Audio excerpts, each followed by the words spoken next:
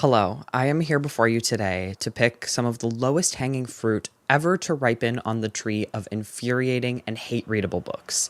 And that is the masterpiece of inadvertent and harmful messaging that is 13 Reasons Why by Jay Asher. This book was in my, I want to say, fifth grade classroom library. So I read it for the first time when I was 10 or 11. And on one hand, I do think that children are more capable than adults think of them as, especially when it comes to like reading books with complex or heavy topics and themes. So I don't want to be like, why did Miss Parker put this in her library? Like, what was wrong with her? But at the same time, this book in particular fundamentally altered the way my brain worked as a gloomy tween and teen. And for that, I do think Mrs. Parker needs to answer for her crimes. I have now read 50 pages of this. I'm going to try to talk to you about all 50 pages right now, but also I do have to take the cat to the vet in less than an hour. So I might have to dip and then come back and the lighting will be a little bit different and we're all going to pretend we don't notice. Okay.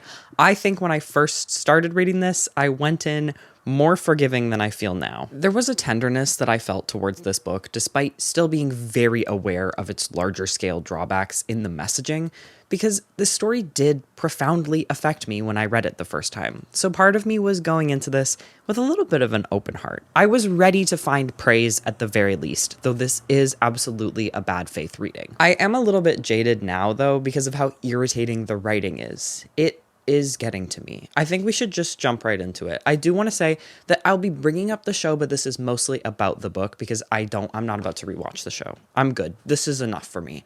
Everything I say about the show will be based on my memory of watching it when I was in high school 8 years ago. So we start with the inside cover, and that is Hannah Baker's map. And I love this map. I once said at the start of a video about We Were Liars that the map was stupid in that book. It was stupid and unnecessary, and another example of the book babying its audience. And I got so many comments being like, well, what about Lord of the Rings? Did you even consider Lord of the Rings has maps in the books?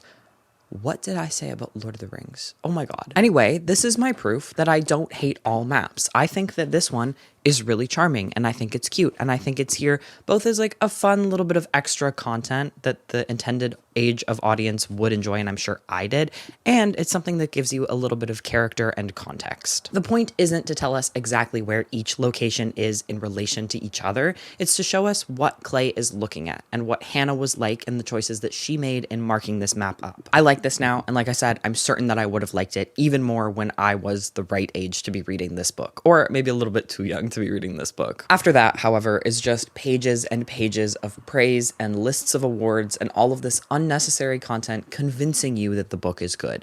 Absolutely, a page or two of praise is standard, but this is excessive. A list of awards, as well as like comments from teenage readers, it's just too much. But I will say that I think that the comments from the teenage readers are really telling. There's this repeated sentiment from the young readers that this book saved either their life or allowed them to save someone else's life, that this book sparked positive change and was some sort of like altruistic endeavor. It is repeated enough that it feels quite smug and also embarrassing considering what the 13 Reasons IP has turned into. So, the book proper. It begins with a glimpse of where our narrator ends up 16 hours or so after the actual start of the story. He is at the post office and he's sending off a package that he received the day before to the next person on Hannah Baker's list. He is in a state. It seems like he's been up all night. He also has this migraine whose throbbing has become intense, which I feel like is a very awkwardly phrased line for how soon into the book it is. It's like the third line. It feels like Asher was worried about intensified being too big of a word for his audience. Also, the sentence, the throbbing has become intense, is simply not doing much to let us in on how Clay is feeling, but this book does keep you at an incredible distance from him. At the start here, it holds back from telling you anything about Clay by filling the page with unnecessary step-by-step action descriptions. Like, I set my cup of gas station coffee on the counter and glance at the screen. I pull a few bills from my wallet, dig some coins out of my pocket, and place my money on the counter. This probably doesn't sound that bad, but it's just one example of what is actually pretty egregiously annoying in the beginning here, where the book hasn't committed to fully throwing you right into the meat of it, but it also doesn't really have anything to say besides the meat of it, so it's kind of like drawing it out just by giving you step by step actions. In the first 6 pages of the book, we have Clay sending the package off, and then it jumps back in time to him finding the package on his doorstep when he got home from school the day before. In here, there is very little characterization, reflection, access to Clay's emotional world, or even like thought from him. And we're in first-person perspective here. It's truly 6 pages of, I got home from school. I saw a package on the doorstep. It's addressed to me, so I pick it up and I take it inside. I take the package into the kitchen and I put it on the counter, and then I open the junk drawer and I pull out a pair of scissors and I use the scissors to open the package and lift up the lid.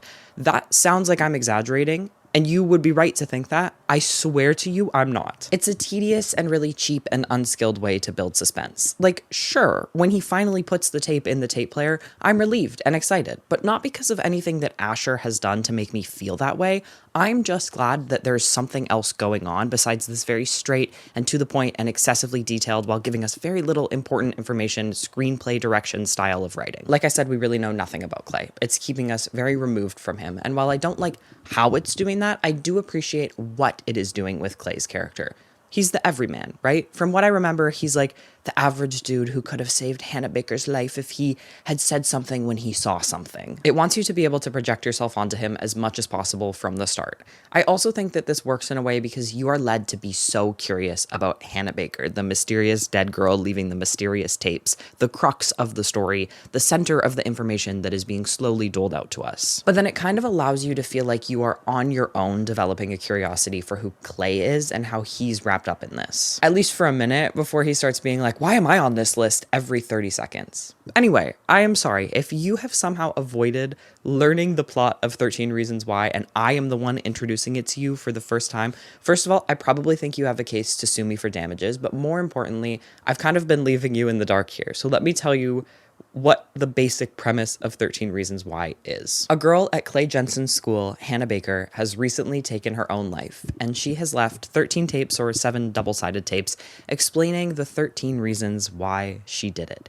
Each tape is dedicated to a different person and details their involvement in her death. And these tapes are being passed along the line. So before she died, Hannah sent them off to the first person on the first tape, he then sent them off to the second person, and so on. There is kind of an expectation that each person will listen to all the tapes and not just their own. There are obviously many levels to the suspension of disbelief that you gotta grace this book with. Also, yes, that is as insane as it sounds. I feel like this book, and then the TV show even more so, became such a thing that we were all aware of that we kind of just like accepted this premise. Like the plot of 13 Reasons Why feels almost like innate knowledge to me, that I was like knowledge I was born with. But I really encourage everyone to take a step back and to think about it, because it is actually fucking absurd. Okay, so the book is broken up into chapters based on each side of each cassette. So chapter 1 is cassette 1, side A. It begins, of course, with Hannah Baker's voice. Clay, when he found this package, had no idea what he was about to hear. He is absolutely shocked. Let me do a dramatic reading for you of how this scene goes, okay? Hello, boys and girls. Hannah Baker here, live and in stereo. I don't believe it. No return engagements, no encore, and this time, absolutely no requests. No, I can't believe it. Hannah Baker killed herself. I hope you're ready, because I'm about to tell you the story of my life. More specifically, why my life ended. And if you're listening to these tapes, you're one of the reasons why. What? No.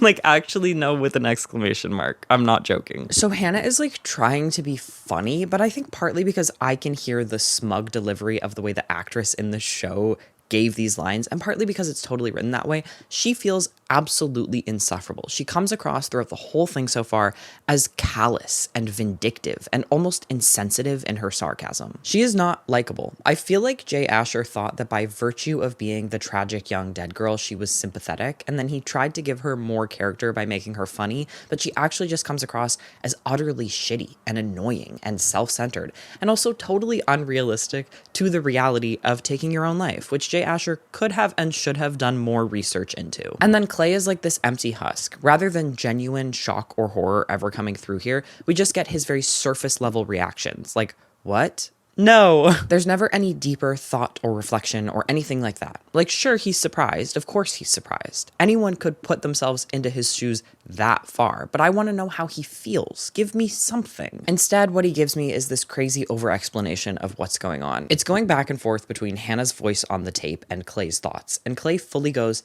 before Hannah died, she recorded a bunch of tapes.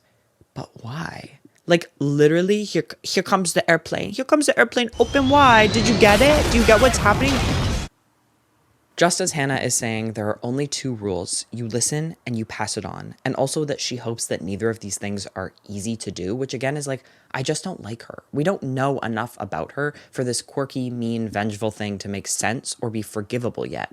Just as she's saying that, Clay's mom interrupts him and he kind of like smashes his hand onto the cassette player trying to stop it. And this is something that I love about this book. I think this choice is very fun and it's not like taking itself so seriously, and it's perfect for something directed towards this age range without being really childish for an adult reader reading it back at 25 years old in 2025. And that is the cassette player symbols.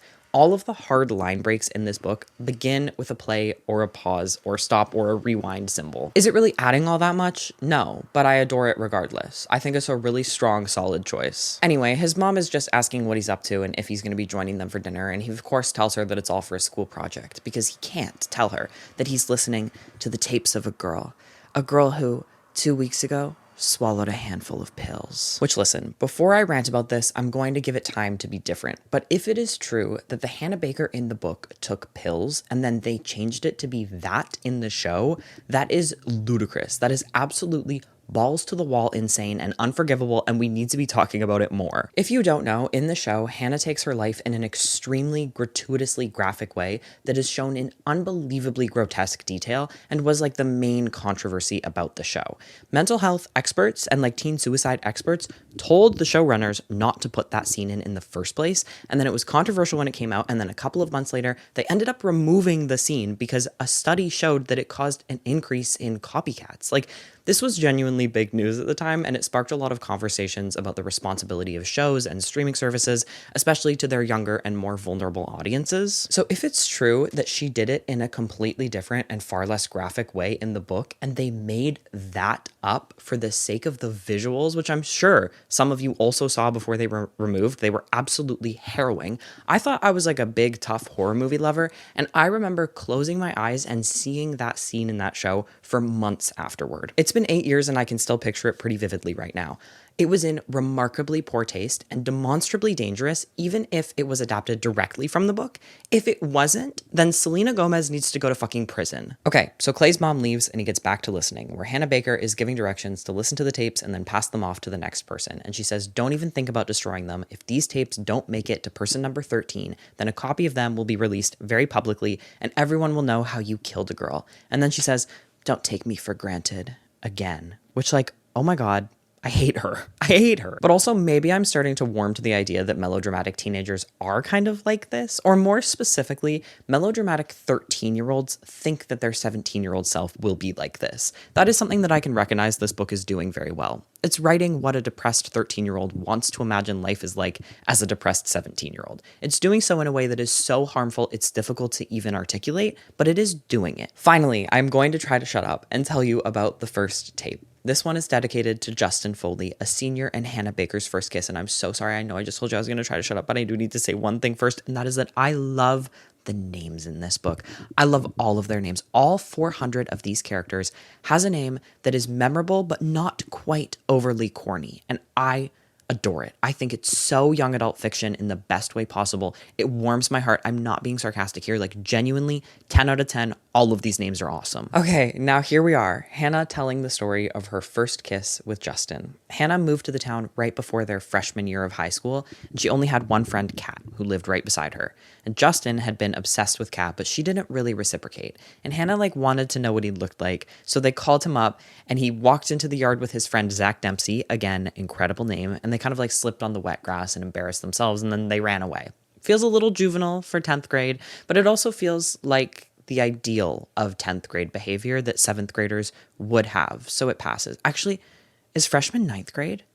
Freshman might be 9th grade. I still think it feels a little bit juvenile behavior, but I think it's okay. Kat moves away before freshman year starts, and now there's no more competition, and Hannah is free to follow Justin around from class to class, even though they're in different grades and they have no classes in common. Clay is interrupting this story constantly, and I mostly find it exhausting and irritating, but there's a point here where it's doing this thing where it's finally giving Clay that sort of like delicious, meek, pathetic, coward characterization that I have to say Dylan Minnette kind of killed in the show. Fuck that guy for real, but he also does really have a pathetic face and it worked. That was pretty great casting. Here, it's like contrasting the older, cooler, taller, more athletic Justin Foley being all suave and flirty with Hannah, with Clay's memories of Kat's going away party where he first met Hannah, where he was like really cold the whole night because he left his jacket at home because he wanted everyone to see his new shirt. I think it's funny and it's cute and I like it.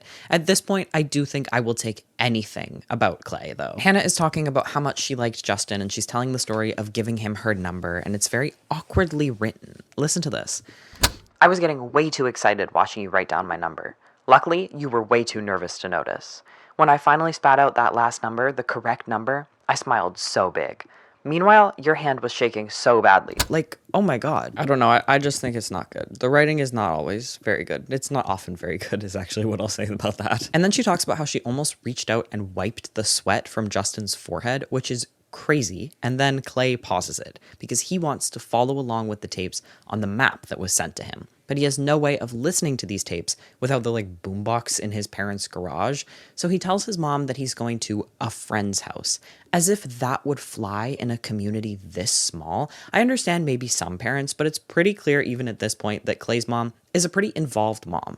Whatever, he heads to his friend Tony's place. Tony is a car guy, and Tony listens to tapes in his car so that he's always in control of the music, and if he's driving someone and they bring music, he can say, the format's not compatible, as if he would say that.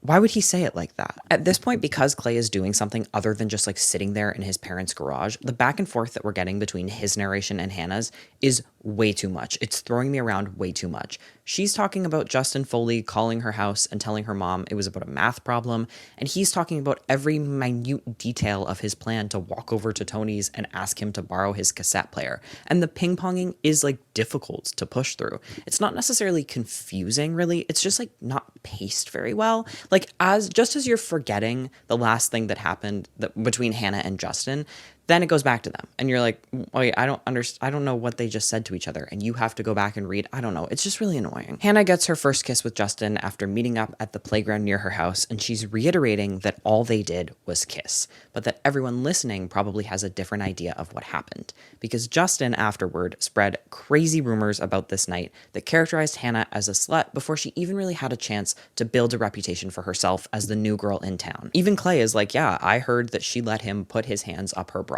At this point, these kids are in, I think, 9th grade as freshman year, and I understand the significance and the impact of slut shaming, and I know it was far more brutal in 2007 than in 2014 and 15 when I was in 9th grade, but part of me still feels like this doesn't feel quite realistic. It feels like what younger audiences think being 16 is like teenagers are fucking. As much as everyone would like to deny the reality that teenagers are having sex with each other, I find it hard to imagine a world where this matters this much to high schoolers.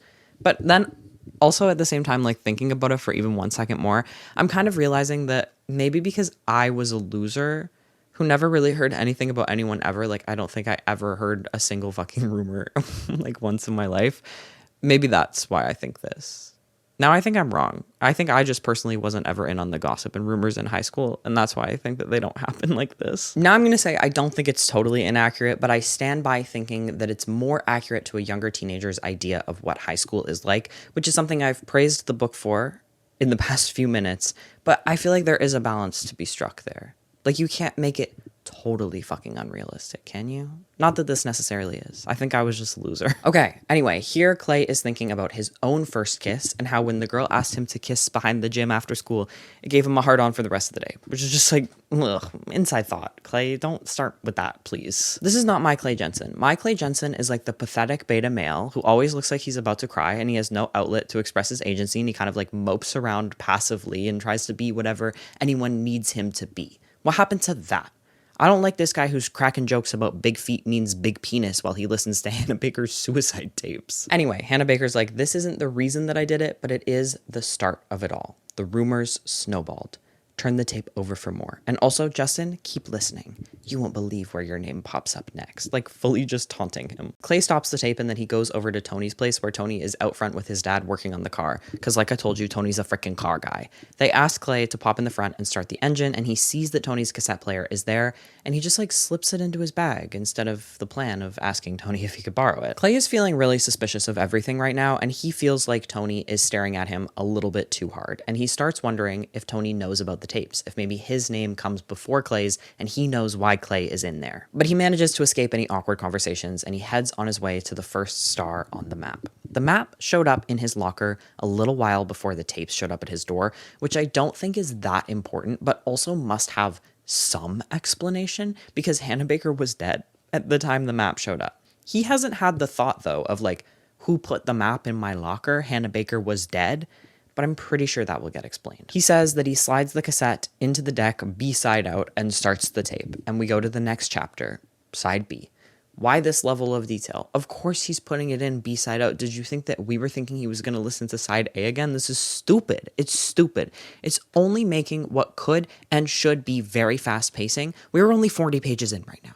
I've been talking for half an hour. It's making that feel much slower than it actually is. The next side is dedicated to Alex Standall, whose actor in the TV show I still to this day find unbelievably handsome with the bleached hair and the nose ring. I wish I was him, and I think about him all the time. At this point, Clay is sitting on the curb, hugging his legs and laying his forehead on his knees, which is exactly the level of pathetic I want to be seeing from him. This is my Clay Jensen, thank you very much. So Alex's chapter surrounds this list that he made. Who's hot and who's not in the freshman class. And he put Hannah's name on there as best ass in the freshman class. And she says that she knows he did this just to upset Jessica Davis, who he put on the other side as worst ass in the freshman class. But even though that was his intention, it didn't stop the repercussions of being named best ass. This, I think, feels like a far more realistic high school slut shaming and objectification, though I will say I never did and still do not understand the logistics of this list. It's something that gets passed around to everyone, but it doesn't seem like it's a vote or crowdsourced in any way at all. From what I can tell, Alex just made a list and then passed it around to everyone and like they all memorized it, which like, sure, whatever. I don't have to understand everything. When Hannah is talking about how Alex made the list just to get revenge on Jessica, not because she actually had a terrible ass, she says something like, Jessica is so much prettier than me. Each one of her body parts beats each one of mine. And then Clay is like, I disagree, Hannah, all the way down. Which, ew, I hate this. What a nasty little boy. What a weird thing to do, pitting these two women against each other like this. I think this is disgusting. I hate this. It's nasty. Also, I'm annoyed that the book didn't go full throttle with the second person. Every once in a while, Clay will address Hannah directly, and that feels like a very effective and strong choice, but he just as often, if not more, calls her she. I am a second person lover, which is definitely part of it, but I also think that this would display Clay's grief a little better. It could be a way to show how he's like mythologized Hannah in her death, which I think is something that the book is trying to do with the characters. I don't know. It will be fun to me. I can dream. Hannah is saying that everything that happens in the rest of the tapes might not have happened if this best ass thing never did. And Clay is saying, I shouldn't be in here. I did nothing wrong, with exclamation marks, which again, not my Clay. My Clay is more subdued than that. He finally makes his way to Hannah's old house, knowing this house for a different reason. After she moved out, an elderly couple moved in, and just a few months earlier, the man hit another car a few blocks over, and Clay was there on the scene, and the man begged him to go back to his house and tell his wife that he's okay, because he was on the phone with her when he hit the car. The car that the old man hit had a senior from their high school in it, and he was in much worse condition. And if my memory serves me correctly, this will be significant, and that's why I'm bringing it up. Also, immediately after recounting this story, Clay then talks about how he's walking up the middle of the road to get to this house. The streetlights are on at this point, like truly, totally brainless. He sits outside Hannah's old house as she tells the story of going into the liquor store around the corner for a candy bar when some douchebag who is as yet unnamed came in and slapped her on the ass. She feels the need to explain why this was bad even though it didn't physically hurt her, which kind of irritated me. I think that if you're trusting your young teenage audience with these heavy themes, which to be clear, I think that young teenagers are capable of handling and that authors should be less afraid of doing, but if they're doing it, you have to do it with your full chest. You don't need to moralize to a 13-year-old about why slapping a girl's ass is dehumanizing and hurtful and cruel. They know. It makes it feel like everything else that you're trusting the audience with is more there to shock them than to explore anything with them. Clay walks over to the liquor store and he's like, oh my God, it looks the same as it always has. Even the cigarette and liquor ads on the outside look the same. But I don't understand why they wouldn't. Are ads like that not the most long-lasting elements of a small-town corner store, which I think this is more like what I think of as a corner store? I don't know how American liquor laws work, or if that's even like a federal thing. I don't know. I certainly wasn't going to a liquor store to get a candy bar. I don't think you're allowed in there unless you're 19 in Canada. Whatever, 18 in Alberta, good for you. Clay buys a candy bar in a haze, thinking about all the noises and smells that Hannah would have also experienced in this store, which I found sweet and I liked and I think was the first real hint at his grief. And then he goes back out and he continues listening to the tape where Hannah is now holding our hands and explaining why it was extremely douchey and misogynistic and controlling for the guy who slapped her ass to then grab her wrist and tell her to relax when she tried to walk away from him. This causes Clay to realize that he knows the guy who Hannah is talking about, how every time he's seen this dude interact with women, he has wanted to step in and be a hero, but instead he's always pretended not to notice, which is a really important aspect of Clay's character. And it works. This is a solid characterization. It is a point of relatability and a vessel through which Jay Asher can deliver an anti-bystander message. Clay then starts thinking about his own culpability in the treatment of women in his school, except it's a little bit more blame on the list that Alex made and not his until now unacknowledged and unchallenged reaction to this list, which involved seeing the girl who was voted best voted? Like, is it voted? I don't know. Seeing the girl who was named as best lips as only a pair of lips, never being able to listen to her talk and just constantly staring down her lips every time he saw her. And then at a party, refusing to let everybody stop playing Spin the Bottle until he got a turn kissing her. He says, all that because of a list, which is a little bit questionable, but I think deliberate. I think he is a teenage boy who might not be able to see himself in an unfavorable light in this situation. He has spent the first 50 pages repeating ad nauseum that he couldn't possibly have anything to do with Hannah's death, so you know that this is in some ways a journey that he's going on, and I can accept that. Anyway, this chapter ends with him saying that he's putting the tape with the number 3 painted onto it into the cassette player, which once again, yeah, dude, 3 comes after 2. So that is where I'm at. So far, my main issue is throughout the whole thing, Clay is interrupting to make obvious observations, and that would be a necessary evil, giving us a perspective other than Hannah's grating voice, if Clay was anything more than essentially just like a neutral third party at this point. It feels like an omniscient narrator is here to pop in every few sentences to say, the stuff on these tapes must be really bad. So while part of me in my heart has a fondness for Clay Jensen, I am annoyed by everything he says when he's listening to Hannah's tapes. He's also using a lot of exclamation marks. Like I said, it's mostly surface level reactions to whatever she said with no greater thought or reflection. And he's using exclamation marks in there? What? No. No way. Oh my God. Stop it. It's getting to me. Hannah is also getting to me in a major way. She's always making these snarky little jokes where she's like, Hannah Baker is, oops, I can't say that because I'm dead. Hannah Baker was. oh my God, I just find it to be so cornball and insufferable at the same time, and not how people would talk or act if they were recording their note like this. So vengeful in such an unrealistic way, as if she took her own life to teach everyone a lesson. I will say though, I am kind of loving how incredibly dramatic the writing is. I think that Hannah is insufferable. She talks like Radio Rebel in the worst way ever, and it is in some ways delightful to me. And I love the melodrama of Clay being all moody and pathetic. Like at the beginning, he's like, maybe the best way to get through the day is half asleep. Maybe that's the only way to get through today. Incredible. I don't actually remember exactly how this story goes, and all my memories are muddled with the TV show that went for like 3 seasons beyond the content of the book. So I can't say that I'm totally hating this and that I'm not excited to see what happens. I do want to re-experience this story for the 3rd time, and I'm thrilled to do it with you. I will update you in probably like 100 more pages. I'll see you then. Hello, I am back, and I'm here to tell you about the next 50 pages of this book. So much is going on. There are so many people in this story. Thinking about the fact that I'm only 5 tapes in, I'm not even halfway through. There are so many more people to go. I'm in disbelief. And I do wonder how hard this would be to follow in terms of the number of characters if I didn't have such clear concepts of each character in my mind because of the TV show. But as it is right now, I'm not really struggling, though there are some people who have been introduced since we last spoke that I'm unsure of the significance that they're going to end up having, and I feel like their inclusion could have been cut.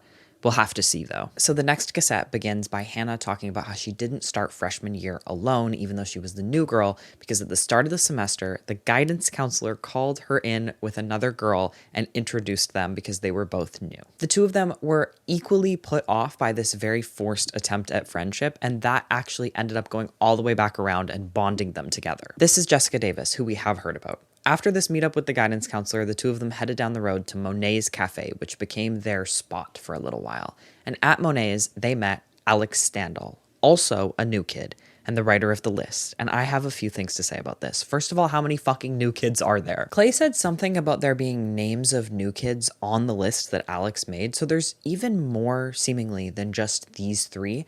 I have been under the impression that this is a pretty small high school in a pretty small town. Not like tiny, but close-knit enough of a community that it feels like everybody knows basically everybody, or knows of everybody, because that has been what it's been like so far in this story. It all feels very similar to the size of the town that I grew up in and the high school that I went to, which absolutely never at any point had this many new kids. This did not happen.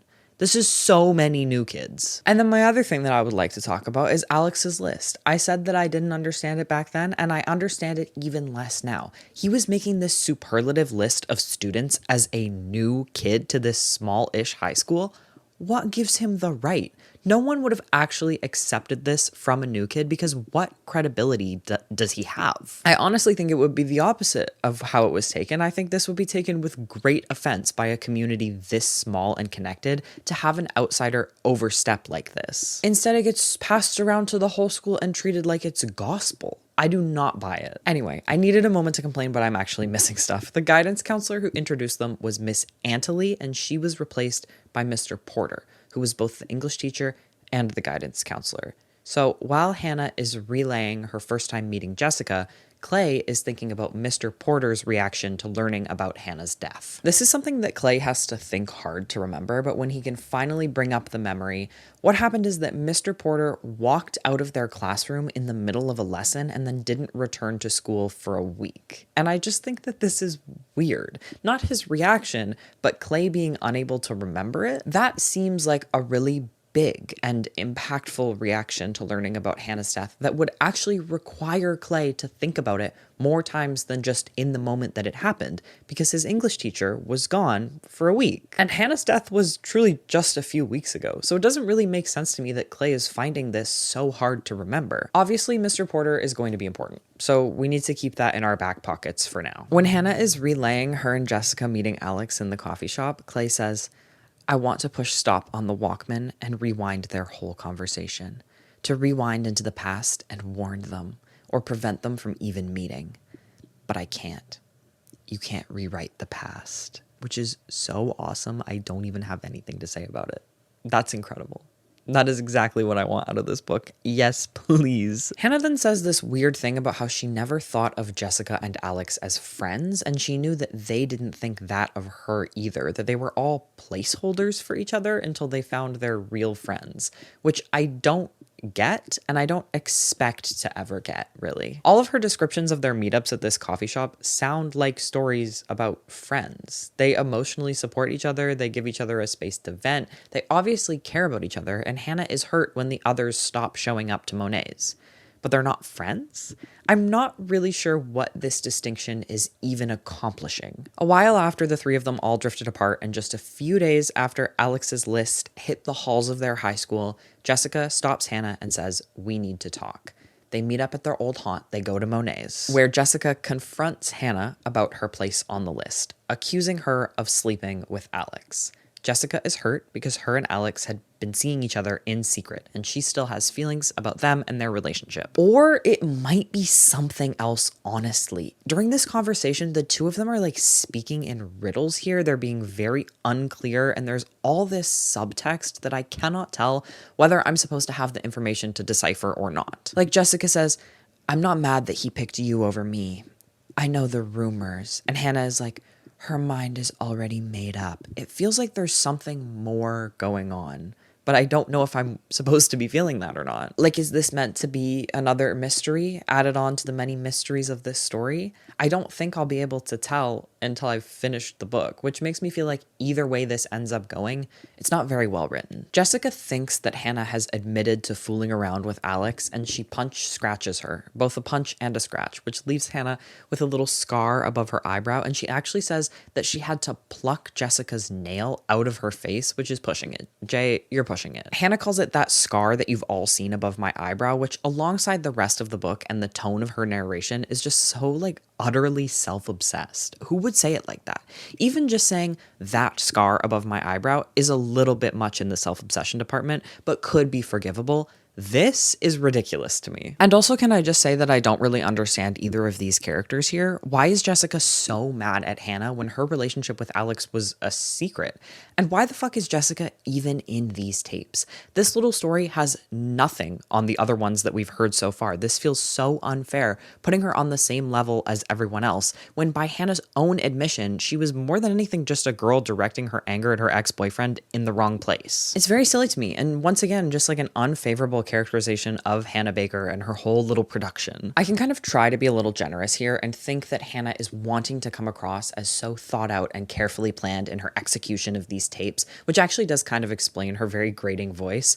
But then you see one like Jessica's and it opens your eyes to the fact that she wasn't some mastermind. She's just like a hurt teenage girl. And to a hurt teenage girl, this feeling of betrayal from a friend, even if she wouldn't call Jessica a friend for some fucking reason I still don't understand, that is equivalent to the harm that has been done to her by the men in her life. There also is an aspect to this betrayal by Jessica that involves the sexual harassment that Hannah has faced, where she feels like Jessica believes that she has fooled around with Alex because of the rumors that have been spread about her. But even still, all of these stories being put on equal footing feels less like a deliberate character choice and more like a drawback of the format, though I am open and willing to have my mind changed about that as I read. So Clay, who is still following the map, goes into Monet's cafe. I don't know what time it's meant to be at this point. Maybe in America, cafes are open later than they are here, but this seems really late for a cafe. It's dinner time. At the front of the book, there's a map. And there's actually a little ad for Monet's Garden, and it says open until 10 p.m. Where do I need to move to that cafes are open until 10 p.m.? Hello? My local cafe closes at 3:30. So at the cafe, the barista knows Clay because they had wood shop together. She's talking about how she's like changed a lot since high school, and that's probably why he doesn't recognize her. I'm not sure what age this makes her, or if it's saying something about her. Clay, I believe, is a junior, and I guess woodshop must be like a gradeless class at their high school. Because this barista remains nameless and Jay Asher loves giving his characters names, I'm pretty sure that she's not going to come up again, and she's mostly just here to give us a look at other people's perspectives of Clay. Because she's talking to him about how she thought he was the nicest, quiet guy, and everybody else thought he was the nicest guy in the high school. And he's like, I wonder if she would still think that if she listened to these tapes, which his name has not been brought up in once yet. Clay sits down at the cafe and he listens to the next tape. This one centering around Tyler Down, the yearbook photographer and a weird, gross, disgusting loner pervert. This is far and away the most shocking and thrilling tape that Clay has listened to so far, and it is kind of funny that he's listening to it like in public. This one specifically he's in a coffee shop for, because every few minutes he has to remind himself like not to react out loud to things and to stop staring intensely into the distance. This tape begins with Hannah whispering into the microphone, and she goes, Show of hands. Who knows where I am? This is something that she does a lot, where she addresses everyone who will at one point be listening all at once. And I find this to be very interesting and to be yet another contributor to the message this book sends about taking your own life as an act of revenge and how vindicating and worthwhile it can be. There's this assumption that she has of a captive audience, this imagery of a group of people who are all under her fingertips, at her whims, who she is fucking with, and they all have no choice but to listen to every word she says and to interpret it in the exact ways that she intends them to. I'm going to talk more about the inadvertent messaging in this book once I've finished with it. I just find this to be absolutely fascinating. The answer to her question, where am I, is that she's outside Tyler Down's bedroom window, returning the favor of him being a fucking peeping Tom. And here She says he's a peeping Tom, and Clay thinks, a peeping Tom? Tyler? I never knew. just like giving us absolutely nothing, not even an iota of an indication that Clay feels literally anything about learning this information. Tyler? I never knew.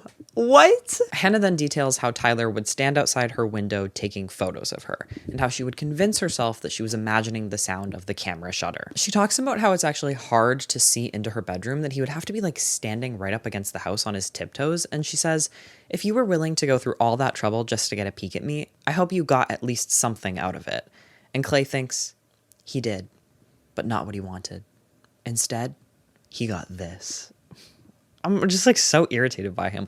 What is that little interruption adding to the story other than artificially creating suspense by stretching out the pacing? Hannah then talks about how after the first night that she heard Tyler's camera, she tried to confide in this girl who was known as a good listener. And the girl was essentially like, ooh, a stalker? That's kind of sexy. If he comes back, you have to tell me about it. And Hannah's thinking, damn, I never even considered that he might come back, and my parents are out of town, and now I'm scared. So she invites this girl over to her house so that they can catch the peeping Tom in the act. The two of them hadn't yet hung out before, but Hannah had been feeling like they were becoming friends. And it seems like she was right. This girl was really enthusiastic about coming over that night. There's a bit of nonsense here where they go back to the girl's house after school to grab her stuff, and then they tell her parents that she might be out late, which I don't quite understand. Like, if she's not sleeping over, then what stuff are you grabbing? You know? Girls don't just like have stuff that they need. Like, they just can't live without their stuff. What is with these mid-2000s YA authors and the like women be shopping ideology? So this girl comes over to Hannah's place and they catch Tyler in the act by pretending to be lesbians. Not totally sure what's up with that. I'll be honest with you. I don't know what's going on there. And they also don't even like catch him specifically. They just confirm that someone was there and was shoving his dick back in his pants when they suddenly lifted the blinds. The next day at school, Hannah asks every single person what they were doing the night before, and it's only Tyler who starts sweating like a pig. And he's also the dude who like always has a camera on him. So it's a slam dunk. So there's like a lot of fuckery in this book with who the narrative is addressing. With both Clay and Hannah's narration, they will jump wildly between addressing everyone in town, addressing the reader, or addressing a specific person, and there is very little rhyme or reason to this. In this chapter though, Clay is directly addressing Tyler. It feels like more than he has with any other subject of a tape. And he's saying things like, you deserve this, Tyler, but I'm so sorry this is happening to you. And then later on in the next chapter, she'll bring Tyler up again, and Clay says, it's time to leave Tyler alone, Hannah. As if Tyler is not by far the most disgusting, creepy, unforgivable person that the tapes have covered. I think it's really weird. I think that Clay has this outsized empathy for Tyler, maybe because he relates to being kind of obsessed with Hannah Baker and like watching her all the time from the outside, and he can see himself pushed into Tyler's position. It's just like very uncomfortable for this to be the first moment of a little boys club immediately after someone has just randomly walked up to Clay and told him about how nice he is. I would love to see this as all being on purpose, but I really don't know how much we're meant to be challenging Clay at this point. This is certainly no longer the everyman behavior that he had been acting out before. So we move on to the next cassette, where Hannah names the girl who came over to her house and played lesbian pretend with her. This is Courtney Crimson. That name is pushing it. Actually, one of few names in this story that I had no memory of, possibly because it is so very corny. Courtney Crimson. The cassette that's detailing Courtney's crimes is like a lot of petty high school drama for almost the entire thing until the end, where Courtney is actually totally outright in the wrong. There are many, many pages here where Hannah is like perpetually a victim to behavior that really has fuck all to do with her or anyone trying to hurt her, but she is ascribing a lot of malice to it. In this tape, more than anything, she's trying to expose Courtney as being a fake bitch. Courtney is like one of the more popular girls in the school. Everybody likes her. She has this very sweet personality, but after they pretended to be lesbians together so that Tyler Down could take photos for his jerk-off folder, Courtney didn't make enough of an effort to be friendly to Hannah and continue growing their friendship. Hannah also did not make an effort to be friendly to her. Hannah just like sits there stewing in every class that they have together because she feels like Courtney isn't talking to her enough. And like, one time Courtney said goodbye in a weirdly formal kind of way. Hannah's like, I thought we were becoming friends, and then our friendship didn't continue developing. And for that, you're a piece of shit, and everyone needs to know that, and they need to know that they shouldn't vote for you as most liked in the school yearbook. This is like absurd. She's talking about how every time their eyes met in the hallway and then Courtney looked away to someone else, she lost respect for her and she wonders how many other people felt the same. It's like honestly insane behavior. And yes, I am exaggerating it a little bit, but this is exactly how it reads to me. And I really don't think that we're meant to see it in the way that I'm seeing it. I do believe that Courtney's depiction as this fake bitch who uses people for her own gain is what Asher wants us to think of her. Because at the end, she ends up confirming all of Hannah's weird projections onto her. They go to this party together. Basically, they're going just because Courtney needed a ride, and even though they promise not to leave each other, Courtney immediately splits off from her and starts talking to a group of guys. Hannah wanders around for a bit and then she decides that she wants to leave. But then a guy comes over to her and he starts chatting her up and they're having a great time until he admits that he's only over there because Courtney is telling everybody that Hannah has a drawer full of sex toys in her bedroom. So though to an adult's eyes, Hannah seems so wrong for so long about everything in this chapter, she ends up being right. She thinks to herself that Courtney just wants to go together because she needs a ride, and then that's basically immediately confirmed. And then all these unsubstantiated beliefs she has about Courtney being like a fake bitch because she wasn't nice enough to Hannah because Hannah thought that they were becoming friends. Those are all confirmed and then blown up way bigger. I think it's silly. I think Courtney really doesn't deserve a place in these tapes, and it's starting to feel like women's crimes have to be a lot smaller for them to end up as one of the reasons why. Sure, this is pretty similar to what Justin Foley did with spreading rumors, but this is not like a massive, large-scale betrayal that Hannah makes it out to be. They hung out once. They didn't vibe. Courtney spread shitty, nasty rumors about her. That is really different than dating a boy for a few months only for him to throw you under the bus so that he has bragging rights. I don't know. I don't really get this. There's another thing that I would really like to pick on in this chapter, and that's where Clay talks about how he never goes to high school parties because one mistake could mess up his chance at being valedictorian, which he's very close to. This is a beyond insane moment for 100 pages into a 300-page book to be now for the first time mentioning that your main character is striving to be valedictorian. Hello? Those are like pretty intense stakes for a high schooler. Why were they not established at any other point? That is absolutely absurd. Huh? You're telling me that Clay is learning that he is one of the 13 reasons why a girl at his school took her own life and never once did he think to himself, shit, this might mess up my whole valedictorian thing. Also, I've been following Clay for 100 pages now. Yes, you've kept me at a massive, almost unbridgeable distance from him, but I still have not seen any indication that he is like motivated and disciplined and cares a lot when it comes to school. This is a complete and total shock to me. Also, does this mean they're seniors? I guess it does mean they're seniors. I was pretty sure that they were juniors because I think it said in the beginning that it's been 2 years since the summer before freshman year. Anyway, this was bothering me so much that I actually found and searched through a PDF of this book. And as far as I can tell, in that PDF at least, that is the only time that the word valedictorian is ever said. This is ridiculous, right? Like, this is actually crazy. Okay, so during this chapter, Clay left Monet's and he got on the bus to follow along with the map, which is taking him to Tyler's house. On the bus, he hears someone call his name and he stops the tape and he says, "Someone called my name, but from where?" Which is so silly that I almost love it. Again, just like extremely fucking corny and annoying to have us only ever be floating on the surface of Clay's thoughts. I feel like a gorilla is trying to communicate with me via its butchered version of sign language. The person calling his name is Skylar, a girl who he used to have a crush on but now dresses all in black and doesn't ever want to talk to anybody or be a part of anything.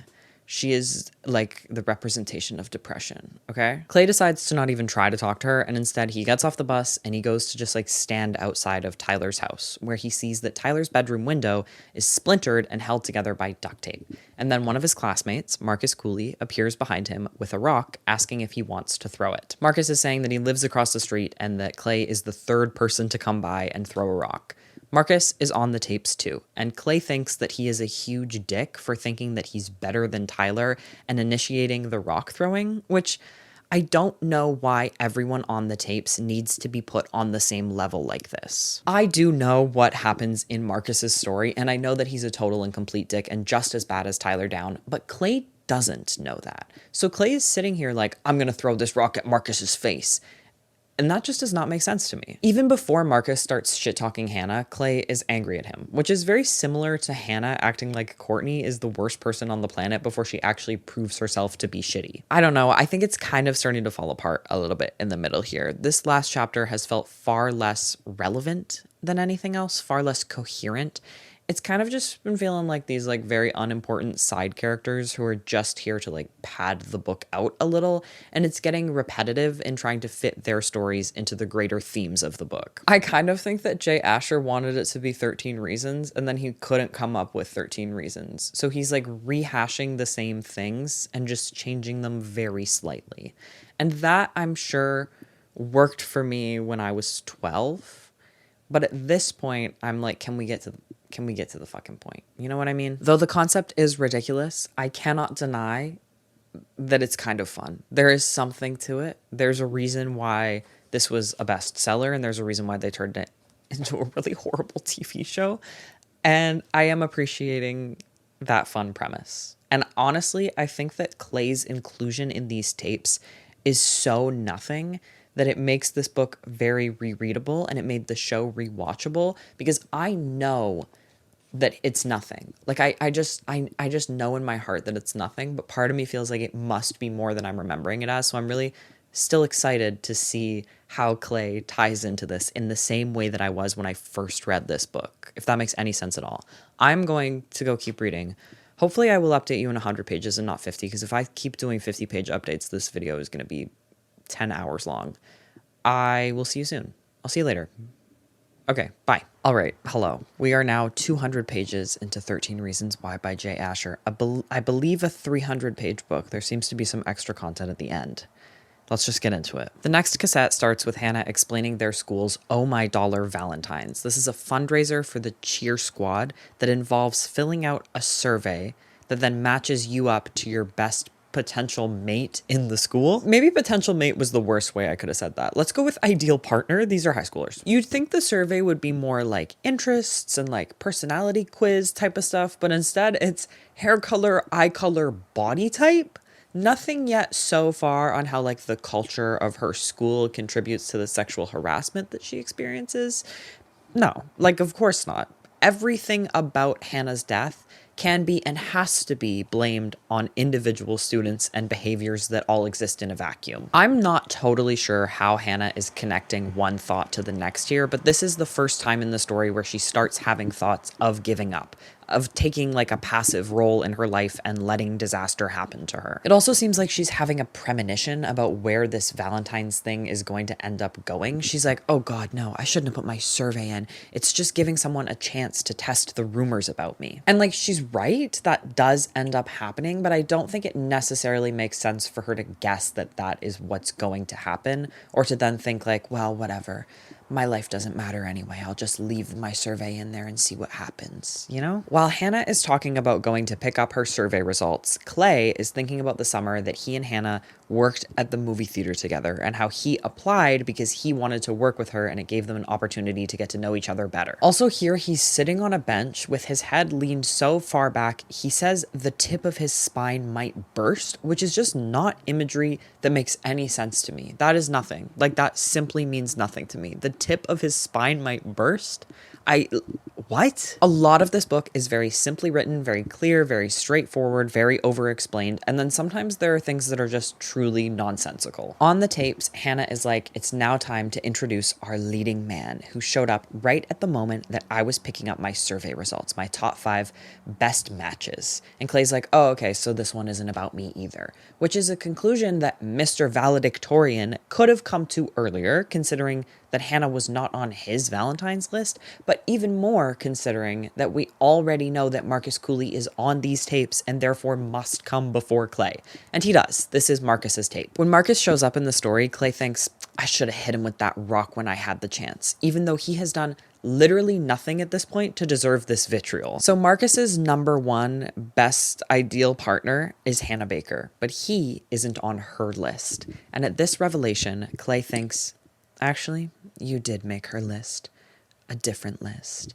one I'm sure you don't want to be on. So Hannah and Marcus plan a date at Rosie's Diner for after school that day, even though Hannah is a little suspicious of Marcus because he's known as like class clown goofball kind of guy. Rosie's Diner is on the map that Clay has, and Hannah encourages her listener to go in and sit there at the counter without ordering anything for half an hour, because that's what she had to do when Marcus didn't show up for their date. I do like this part actually, making her listener experience what she did, what she felt, be uncomfortable in the same way that she was. I also think that Hannah has her first likable moment here where she decides to trust Marcus will show up instead of letting his reputation precede him, because that's what she wants other people to do for her. And Marcus does show up. He tells her that he thought that their date plan was just a joke until he got halfway home and realized that she might have actually gone and that he wanted to go on a date with her. He then gets her into a booth and he sits beside her so that she's pinned between him and the wall, and he assaults her despite her desperately looking for help and then asking for him to stop. There's a strangeness here though that I think comes from Hannah Baker telling this story very chronologically while having all of the experience of someone who has already lived through it. For example, before Marcus assaults her when they're sitting in the booth, she's talking about how they're laughing so hard and they're having such a good time,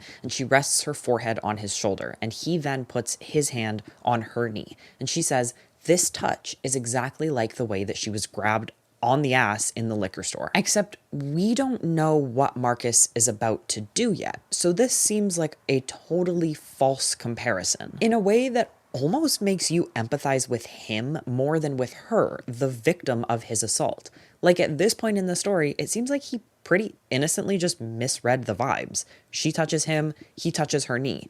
If he had touched literally just one hand length up on her thigh, it's a totally different story. So I don't know why it had to be the knee. That to me seems like a reasonably safe reciprocation to the touch that she has initiated. And that's not to say that any of this is Hannah's fault or that she's not allowed to be uncomfortable with that touch.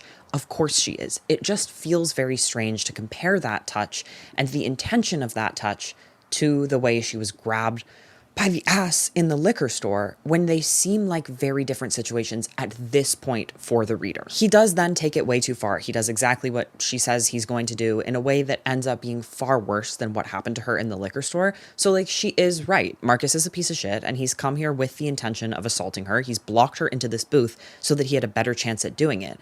But until we know that that's what happens, it feels very strange the way that Hannah is talking about it. It's very weird here to be reliant on the narration of someone who is graced with the clarity of hindsight and then doesn't really let you in on that hindsight. What Marcus has done is another incident in a long line of people that Hannah has decided to trust betraying her. Another example of how little control that she has in her life. And this is where she really starts contemplating taking her life. Clay, on the other hand, is thinking about the movie theater because he is now standing outside of it. He's thinking about that time that Bryce Walker came to watch a movie with a girl, and as the name Bryce would suggest, he was a total chauvinistic pig, and halfway through the movie, the girl ran out crying. And then Bryce stuck around the concession stand chatting up Hannah all night while Clay sat back in the ticket booth pissed as fuck. And then once Bryce left, he tried to be like, you know, Hannah, Bryce isn't a good guy. And Hannah was like, yeah, Clay, I'm not an idiot. You don't need to watch out for me. And Clay thinks, but I did need to watch out for you, and I wanted to.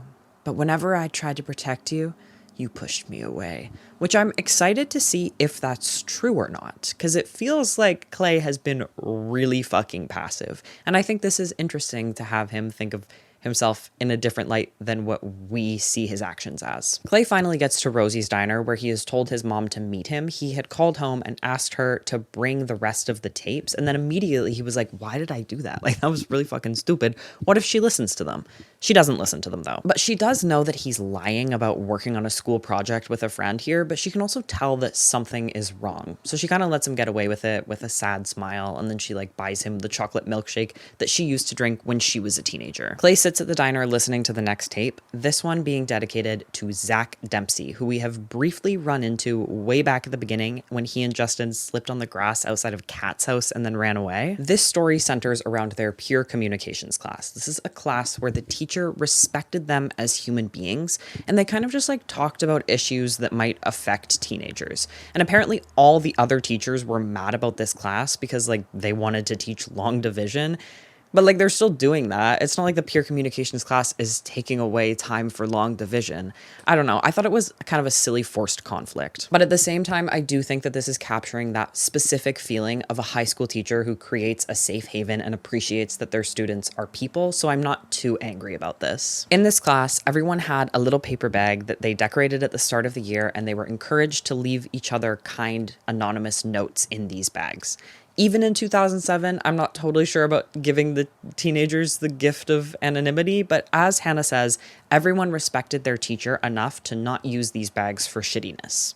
Except Zach Dempsey. So Zach was in Rosie's diner when Marcus assaulted Hannah and she pushed him to the ground, and Zach saw Hannah sitting there in shock afterward, and he came over and sat across from her. But at this point, Hannah's world was like really falling apart. This was her moment where she was realizing that life isn't worth living, that she can never trust anyone and nowhere is safe. So they just sat there in silence before Zach finally got up and went back to his group of friends. And when Hannah left the restaurant, she heard them teasing him about not landing a date that he had obviously bragged about getting before he went to sit down with her. Hannah isn't too troubled by this, but she does pin this as the reason that Zach decides to act how he does next, which is to take all of the notes of encouragement out of her encouragement bag. She sets up a fucking sting operation and she catches him in the act, so she's absolutely certain that he's the one taking the notes. And she's sure that there would have been notes because she had just cut all of her hair off, and people always leave each other notes when they get a haircut. When she catches him, he just looks at her and walks away, and she realizes that to Zach, she isn't even worth an explanation. Partway through listening to this story, the Walkman stops, and Clay thinks, what? What happened? And at this point, I'm just making you experience his reactions so I don't have to be alone in being annoyed about them. Who writes internal narration like this? This is not working. What has happened is that Tony is here, and he is asking Clay if that's his Walkman. And Clay's like, yeah, I asked you if I could borrow it, didn't I? And Tony's like, yeah, sorry. I probably forgot. My dad makes me all annoyed and frustrated whenever I'm around him. But Tony is still giving Clay this intense, knowing look. He doesn't say anything else besides take all the time you need for it. There is, however, absolutely no tension here, despite Clay literally having stolen this Walkman from him. Even though he gets away with the lie, surely I should have felt something before that moment, right? Unpausing the tape, Hannah is now talking about how she wants to put a topic into the anonymous suggestion box in the peer communications class, but she can't bring herself to speak the word suicide, which to me doesn't really track with her almost gleeful pride in being like, I'm dead. Also, when she's like, I can't even say the word, Clay then tells us what the word is, like we wouldn't obviously know. Hannah does end up suggesting the topic later on, and she says out loud the note that she writes, which says the word in it. She now multiple times has said that she can't bring herself to say this word.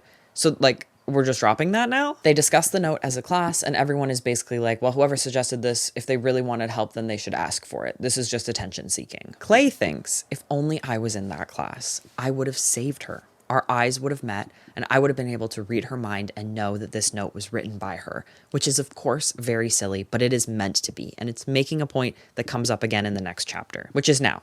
This chapter ends with Hannah quite hopeless. Her one cry for help has been shut down by her classmates, and she has nowhere else to turn. Yet another safe haven has been taken from her. The next tape is about poetry, because of course, Hannah Baker wrote poetry. She references a poem in the beginning, and Clay goes, oh yeah, we studied that in English class. We studied the symbolism, but I don't remember what we decided on it meaning. Valedictorian my ass. Hannah had started using poetry as an outlet for her feelings. She joined a poetry writing group at the library that was called Poetry to Love Life, and she'd been making an effort to write happy poems. So this sounded perfect for her. But when she started attending the group, she realized that all of the older women who make up most of the group, they were writing poems about how terrible life is and like about global warming and shit. But there was one other high school student in the group, Ryan Shaver, and Ryan is the subject of this tape. He and Hannah started becoming friends after they met in this poetry group, and they both wanted more from it. So they started sharing their poetry with each other and analyzing each other's poems. There was this one poem in particular that Hannah wrote with a hidden meaning, and Ryan found the hidden meaning, saying that this poem was acting like it was about her mom and a boy who was overlooking her, but it was actually a letter to herself. And at the mention of a boy, despite how male-centered all of these stories have been so far, Clay is like, a boy? Oh my god, it's me. Oh my god, I'm the boy. Feels awfully confident for this very meek, self-conscious little guy, right? Ryan ends up stealing Hannah's poem and publishing it in his zine of found papers that he makes a couple of times a year for the school. Because, sure, while there are 13 tapes, there are only variations on 2 possible ways that Hannah can ever be betrayed: physical assault or spreading around her secrets or rumors. This scene always has the identifying information taken out of it, so no one ever knew that it was Hannah's poem, but it was still a massive violation of her trust, and extra humiliating for her because for some fucking reason, they analyzed this poem in their English class. What fucking teachers are they employing in the 13 Reasons Why universe? That is crazy. That is so massively irresponsible. And while I'm sure that things like that have been done before, it is a really short-sighted decision for a high school teacher to make. Like, holy shit, you cannot be doing that. Especially because this school is not massive. The chances were always pretty high that the student who wrote the poem would be in your English class. And of course she was. And so was Clay. Clay feels pretty nauseous as soon as he learns that Hannah wrote this poem, that he and everyone else contributed to class discussions about its meaning and like assumptions about the writer. There is this moment where Clay talks about making eye contact with Hannah in English class while some girls were like reciting a parody, a very cruel, mean parody of her poem. And Clay looks away. And I like this. I like that in the last chapter, Clay was talking about how if he was in class with Hannah when they had the suicide discussion, he would have saved her. He would have made eye contact. He would have known.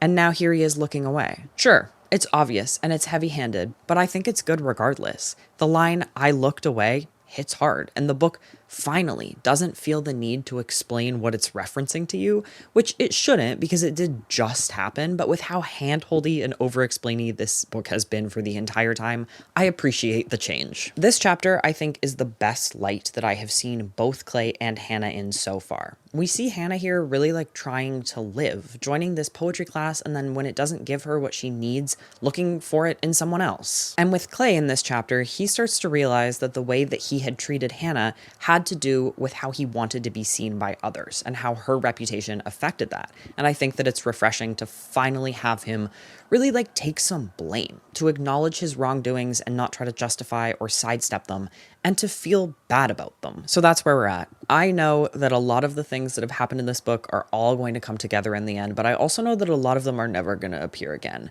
And I think what I've said before, and I'm still feeling, is that this is a little bit too jumbled, a little bit too incoherent, and a little bit too long. It's very repetitive right now. I think I'm going to finish this and then come talk to you about everything that happens in it when I'm done. But also, I might give you a little 50-page update because I just keep doing that this time. I'm just sneaking in a little 13 Reasons Why dish sesh any moment that I get. I'm going to go read it, and I'll see you later. All right, y'all. I have done it.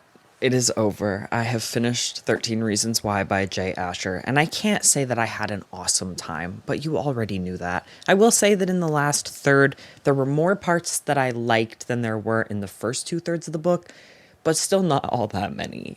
Let's just get right into it, I think. My last update ended right before a really juicy chapter. Clay has to leave Rosie's diner because it is now closed. I don't know what fucking time it is. He's just out at night as a 17-year-old with no car.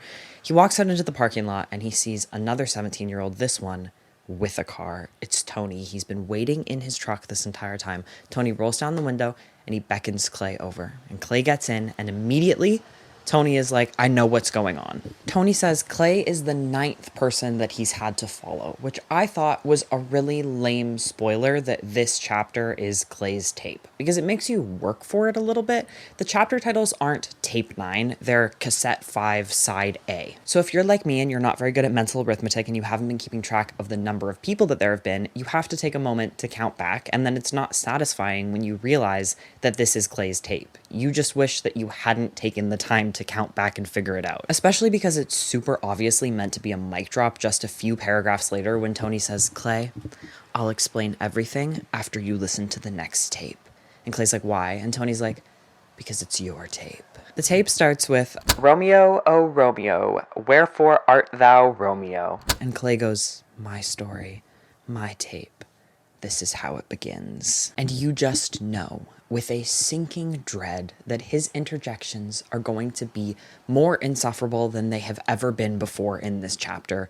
And oh boy, are they ever. It was also at this point that I finally noticed the main thing about Clay's interjections that's been pissing me off throughout this book, and I'm going to point it out to you now so that you can look for it as we keep reading. And that is that all of his interruptions repeat the same thing at least twice. Here with my story, my tape, it is arguably for emphasis, but once you notice that he's doing this, you realize that it's most often because Jay Asher has nothing to say, and he's just trying to pad out Clay's interruptions so that it doesn't look awkward on the page. And now that I've noticed this, I see it everywhere, and it has driven me up the fucking wall. Hannah starts talking about how Clay had such a good reputation, so opposite to hers, that all she ever heard about Clay were good things, and it made her want to hear something bad about him, but she never did. She then says what we have all been waiting for and knew she was going to say all along, except somehow we had kind of hoped that we had remembered the story wrong and that Clay's involvement would be more impactful and interesting. She says, "Clay,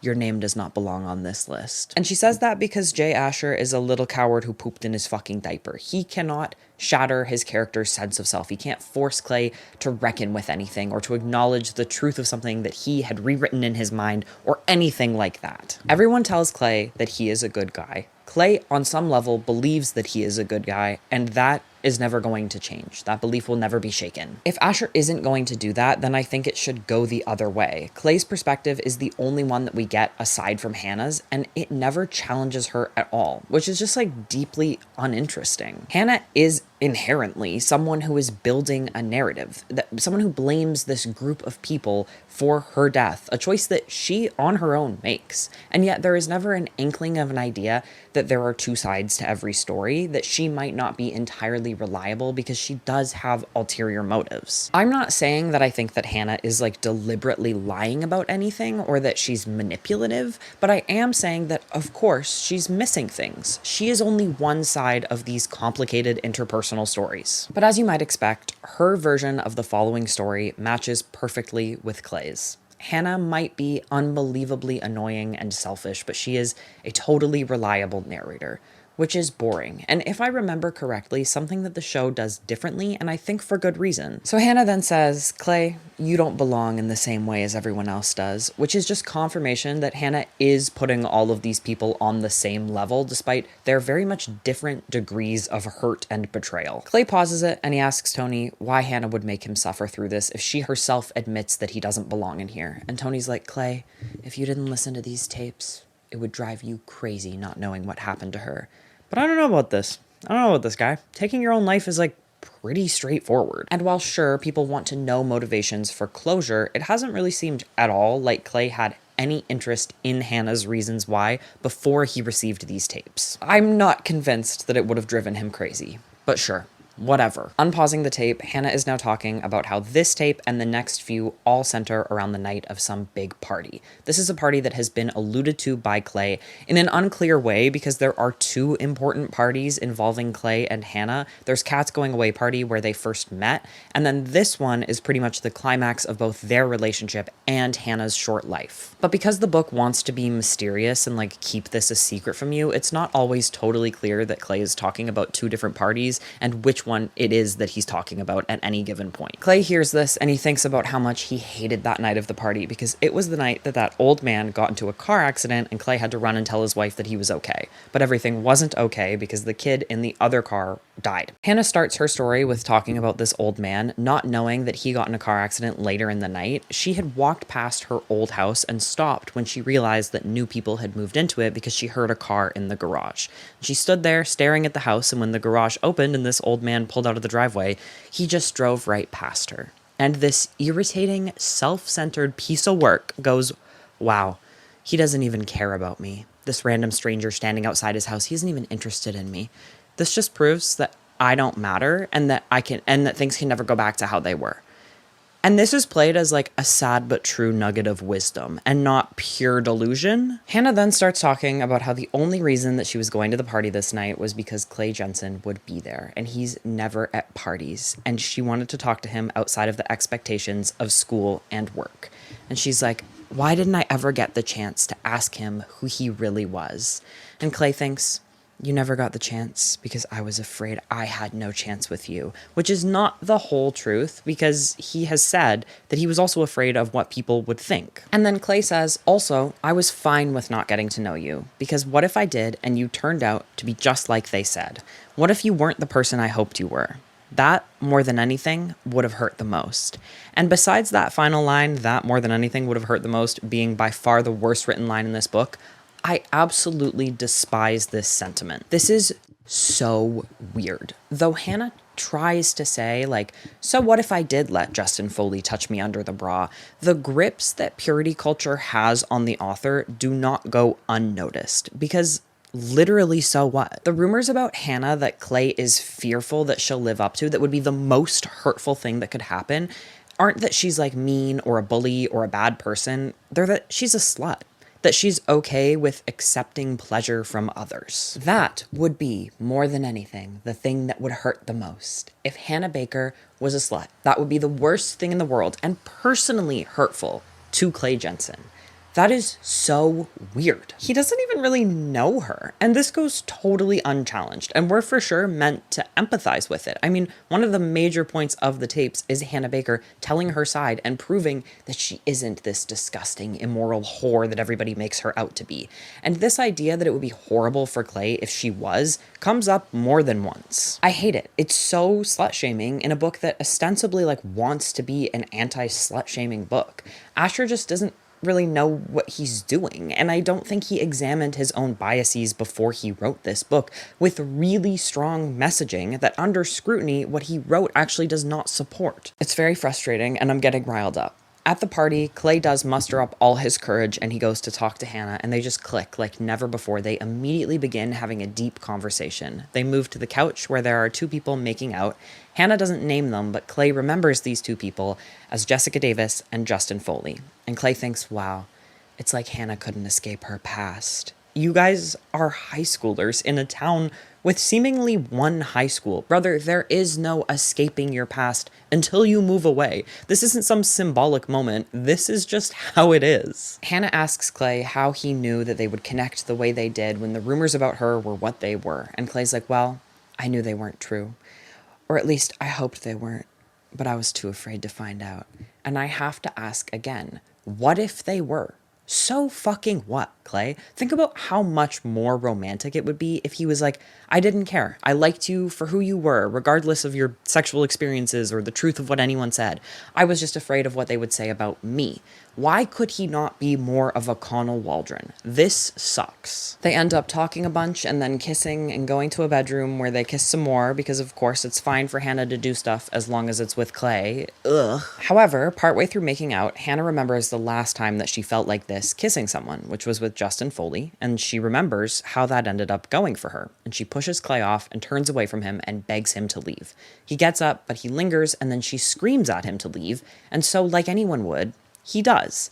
And there is a heavy implication, if not explicit sentiment, that Clay should not have listened to her, should have acted against her will and stayed so that she could open up about how she was feeling and he could have saved her. This is interesting, for sure, considering Hannah's history with having her control taken away from her, with having people knowingly do something outside of what she tells them that she wants. No, Clay not staying there despite her asking him to leave and then screaming at him to leave, that's a betrayal. And in some ways, it's the reason that she ended up finally planning this. Because she goes home that night and she starts plotting out all of the people who have wronged her and scripting the tapes. And Clay, for his part, is like, why did I listen to her? I shouldn't have listened. She needed me and it was my responsibility to choose what she needed. And I have some blame in her death because I didn't do that. What irresponsible messaging, hey? Like, he couldn't read her mind and now she's dead. And while he's less at fault than everyone else, she still would have been alive if he had done something differently. I wonder how many teenagers who knew someone that took their own life read this book and hated themselves for not saving that person in the same way Clay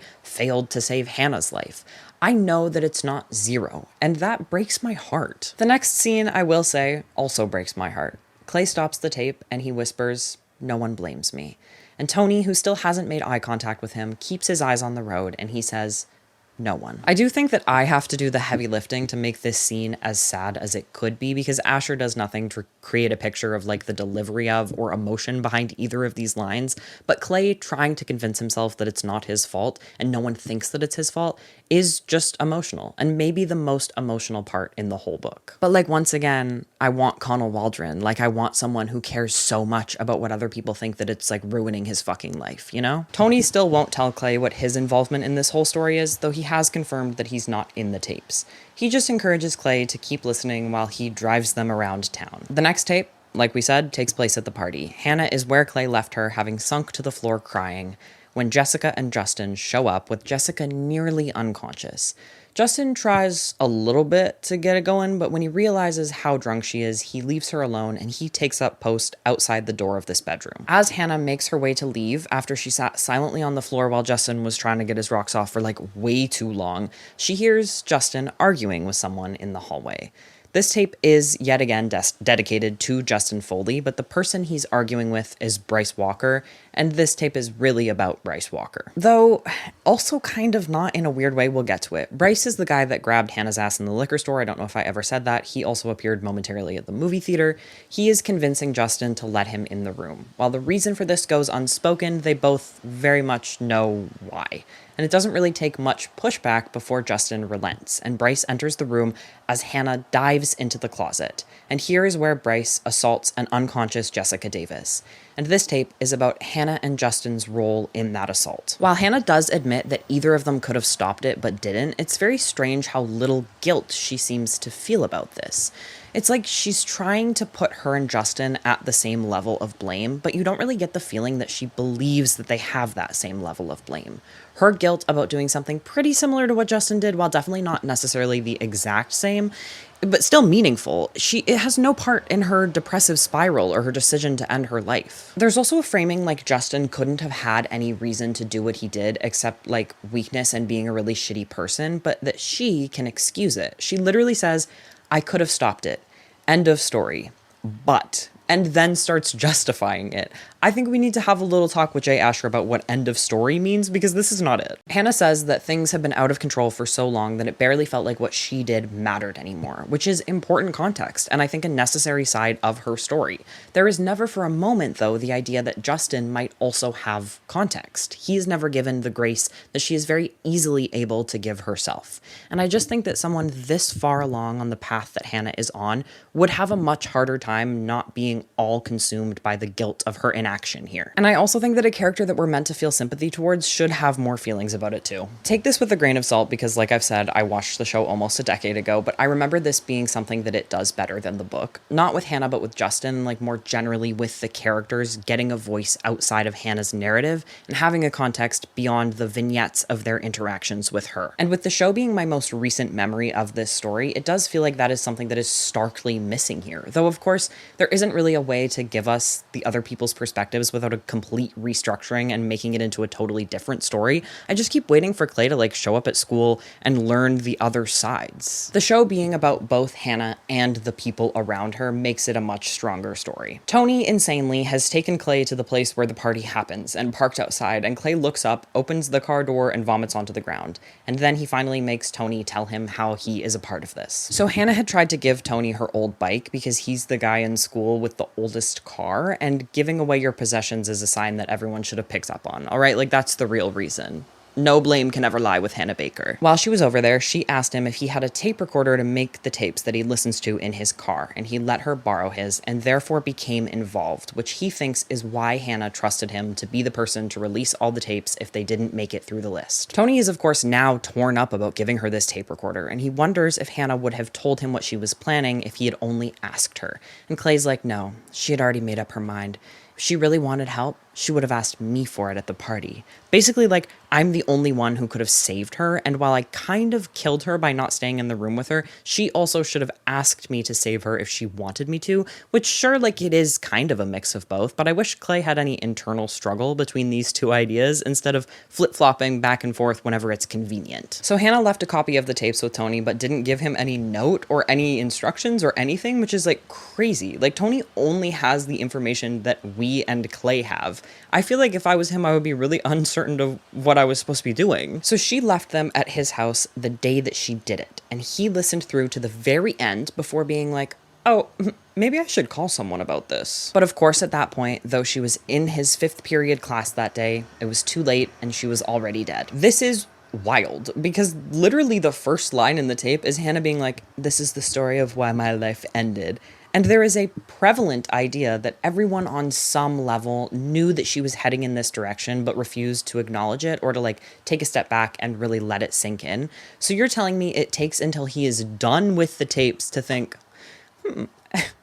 maybe she's in danger right now. He calls her parents, and then the next day at school, she's not there. And Clay is like, I want to tell him how sorry I am, that I can't imagine what that would be like. But then I realize that tomorrow at school, I'm going to know exactly what that's like, because I'm going to have to face all of the people who have already listened to the tapes. And I just got to say, that doesn't really feel like the same thing that Tony went through. Tony says that he didn't really know how to figure out who had the tapes at any given point, so he developed this method where he'd hang around after school in his truck and then find someone whose turn it might be and hold up a tape out the window and tell them he has a song to play for them, and then he'd be able to tell based on their reaction to the sight of the tape whether or not they had them. And this is so funny to me because Tony has not been characterized as someone who like runs in all the cliques and is friends with everyone, so it just makes it sound like he was acting like a maniac, and I can't help but find that hilarious. He's just showing random kids in his high school songs in his truck and like no one ever catches on. That's awesome. Clay thanks Tony and he gets out of the truck. The next tape that he listens to is centered around Jenny Kurtz. She has come up briefly before, but I left her out because it wasn't that important, and honestly, her first appearance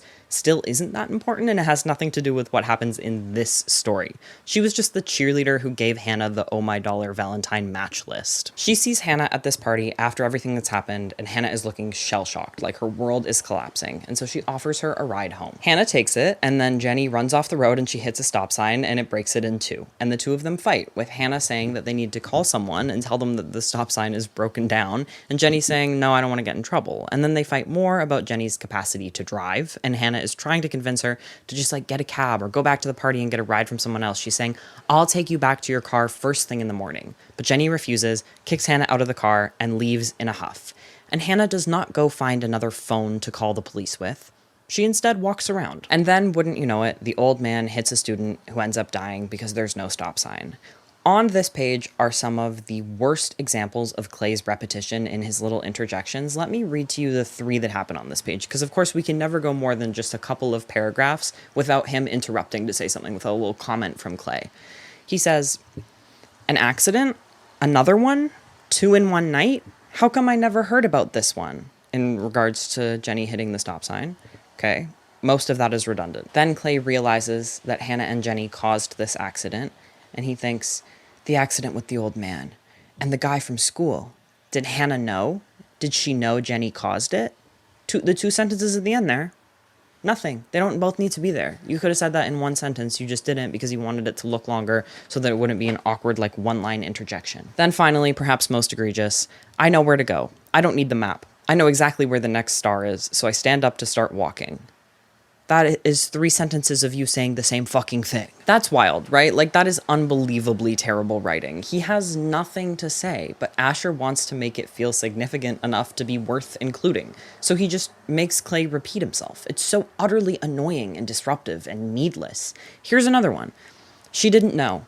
Not about the man in the other car. She didn't know it was the man from her house. Her old house.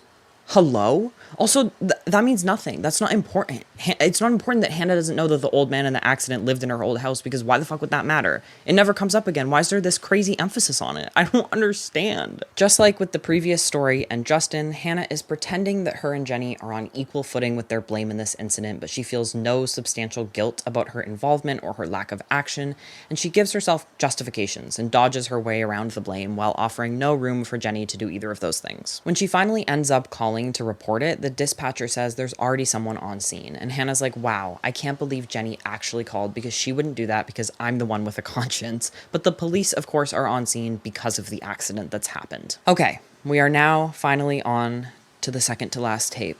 Good fucking God. This one starts with Hannah spending a little while talking about her method, and it is now confirmed that the scene that had to be removed from the show that traumatized a generation of teenagers, They made up. They made it up. It was not at all in the book. That is scandalous. That is absurd. That is so exceptionally fucked up that I can't even really wrap my head around it. The scene where Hannah gruesomely takes her own life was created by the writers so that they could have something more visually shocking than death by overdose.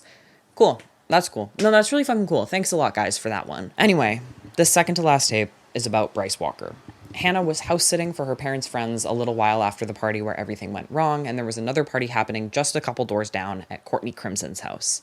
Hannah didn't go to this party, but she heard the music all night, and she closed all the blinds to make sure that nobody would see her and like beckon her out. But then at one point, she decides to go for a walk. She's sort of looking for something bad to happen by her own admission, and it does. Bryce Walker sees her over the fence and invites her into the yard where he and Courtney are sobering up in the hot tub. The party is over. Clay thinks you knew what you were getting yourself into, Hannah, as she is undressing to get in the hot tub, which is fucking crazy no matter what he really meant by it.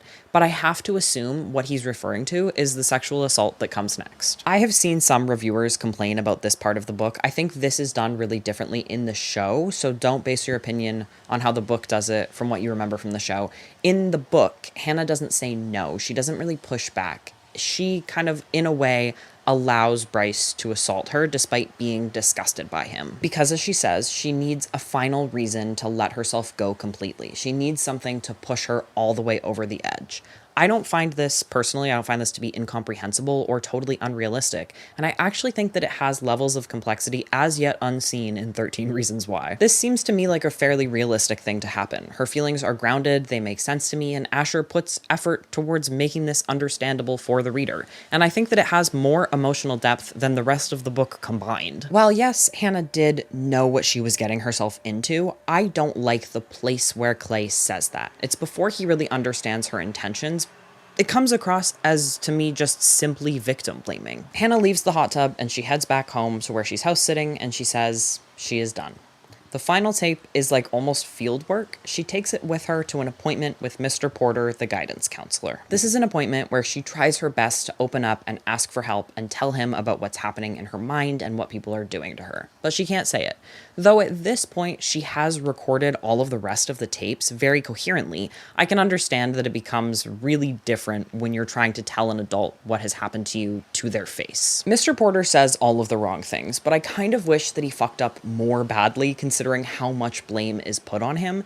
He comes across like an uneducated, out of his comfort zone English teacher who's been forced to work as a guidance counselor in the 2000s without guidance counselor training or any real knowledge of how to handle this situation. But Hannah is like, the only reason you're hearing these tapes is because Mr. Porter failed to help me. She leaves his office and stands in the hallway, and he doesn't come out after her. And this is my least favorite quality of Hannah Baker's. And also I think that is partly because it's so familiar. Less to being 17 and more to being an emotionally unregulated 15-year-old who like wanted attention and like an excuse to be upset. So gives people the opportunity to put an effort in and then gets upset when they don't. The problem here is that she gets angry and like blames people for not reading her mind. She says, well, I've made it very clear what I'm going to do and no one is trying to stop me. So I guess that's that for me.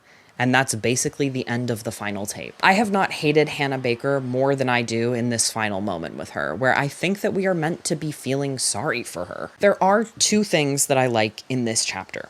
While Clay's interjections during the recording of Hannah and Mr. Porter's conversation are of course annoying, I like the general sense of them.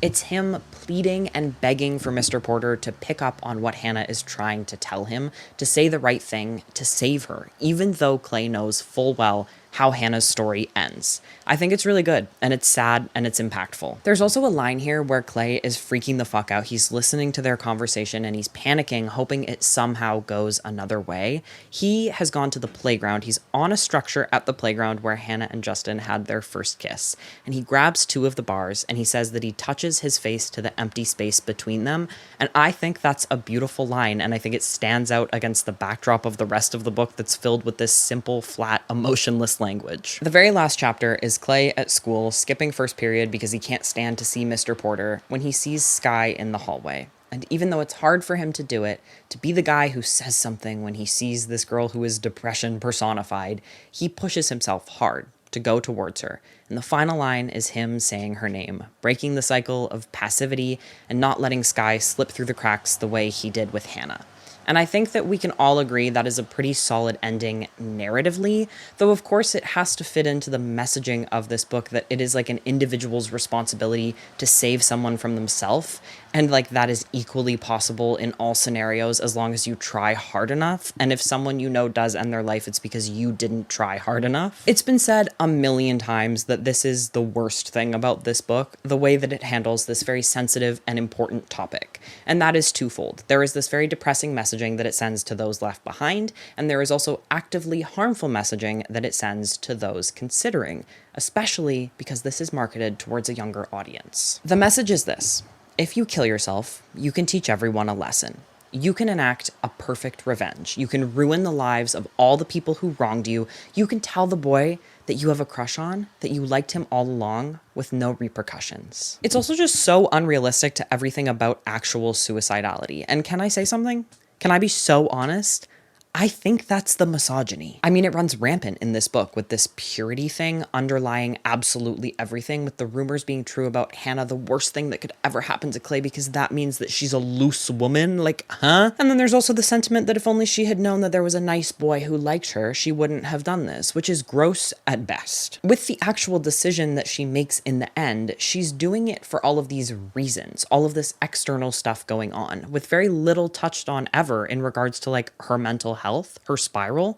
All she does is follow the signs, like giving away her bike, without those actions ever feeling grounded or thought out. It seems like she's doing them just to do them and not for any of the reasons that they are common signs. So it feels like Jay Asher is writing this girl who takes her life as doing it out of a hysterical reaction to other people, rather than what it usually is, which is something fundamentally chemically wrong in your brain. This book is a mockery of the actual issues it's trying to send a message about, and that is all the more frustrating because it's dressed up as a book that was like needed, that is going nowhere that anyone has dared go before and is saving lives because of it. And then also hugely, the way Hannah goes about all of this is so appealing to a melodramatic, depressed young teenager. Like I said in the beginning, this truly altered my brain chemistry. I mean, it's basically her publicizing her journal and making sure all the people who she wants to see it, and then she doesn't have to live to see any of the consequences of that.